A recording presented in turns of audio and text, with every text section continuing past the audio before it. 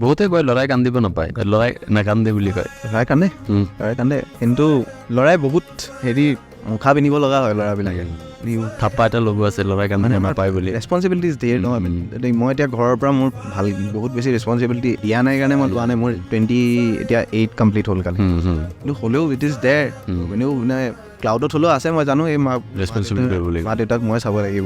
আৰু ল'ৰাবিলাকৰ সেই প্ৰেছাৰবিলাকৰ কাৰণেতো ল'ৰাবিলাকে, আৰু এটলিষ্ট কন্দাটো দৰকাৰ। তুমি যিমান ভিতৰত লৈ থাকিবা সিমান তোমাৰ মাথাত ঘূৰি থাকিব, আৰু যদি সিমান মাথাত ঘূৰি থাকে তোমাৰ ছেইম বস্তু, তুমি বেয়া কথা কিবা এটা বেয়া হৈছে, তুমি সেই বেয়া কথাটোৰ কথা যদি ভাবি তোমাক নতুন বেয়া কথা এটা সদায় হৈ যাব। তো তাতকৈ তুমি বস্তুটো আজিকালি এৰুৱাই দিয়া, তাৰপিছত খালি এৰি দিব লাগে আৰু এইটোত লাগি থাকিব নালাগে।